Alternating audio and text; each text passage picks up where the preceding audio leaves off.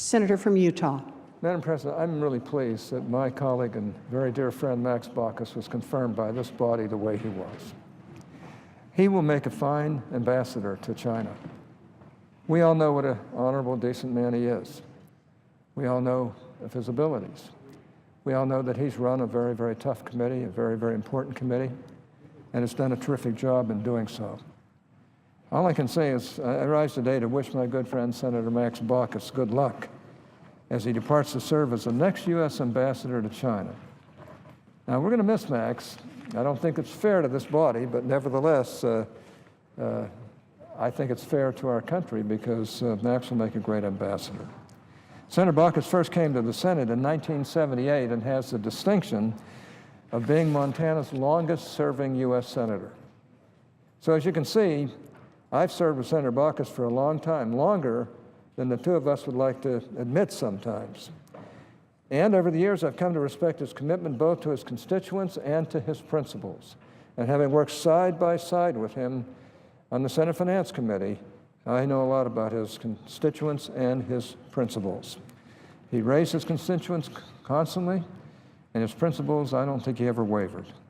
If you want to understand my friend Max Baucus's priorities, take a look at the sign on his Senate office desk. Like Max, it is to the point and unequivocal.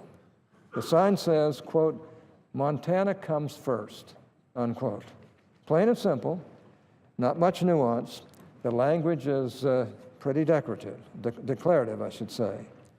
That's Max Baucus. In his long and distinguished Senate career, he always put the people of Montana first. Both Senator Baucus and I are Westerners, and the Westerners expect a certain amount of independence in their senators. They expect us to work across the aisle and attempt to solve problems and work together. Now, of course, we Republicans tend to view that problem solving as less government, and Democrats tend to view that problem solving as more government. That's not universal, but that's where the two sides usually come down. That being the case, Max and I have often found ourselves on different sides of some of these issues. However, we share the desire to solve problems and, as Max's sign says it, to put our constituents' interests first. Senator Baucus has always understood that notion very well, and I'm here to declare that to everybody who listens. As a result, his disposition, particularly as chairman of the Finance Committee, has been to try to find a way to a bipartisan yes rather than a partisan no. I've always respected him for that. And over the last few years, as I've served alongside Max as the ranking member of the Finance Committee, I've greatly appreciated his willingness to put partisan differences aside for the greater good of all. One objective you could describe Senator Baucus is one used by his predecessor as chairman of the Finance Committee, Senator Daniel Patrick Moynihan. The term I'm thinking is indefatigable.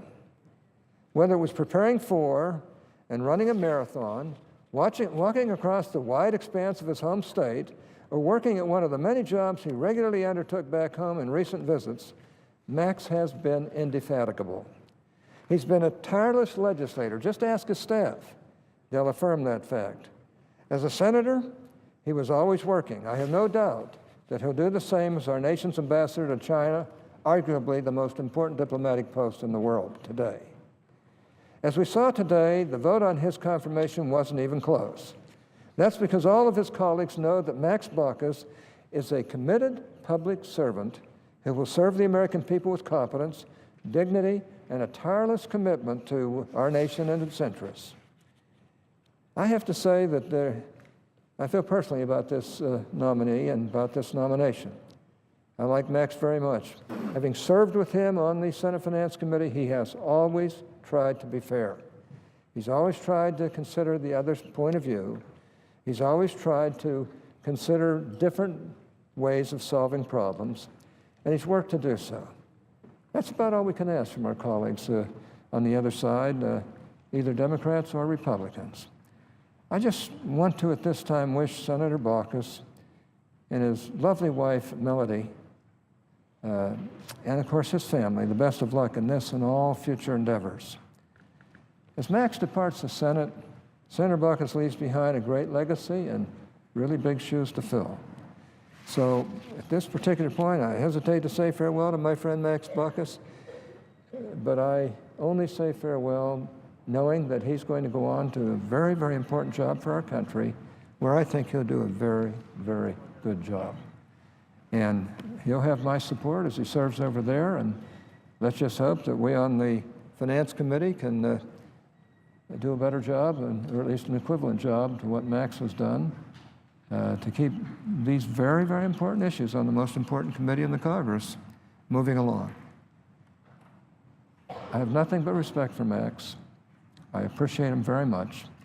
I'm his friend, and I intend to continue this friendship as long as we both live. So with that, I just want to congratulate you, Senator Baucus. I'm proud of you, and I intend to support you while you're there as well. I yield the floor.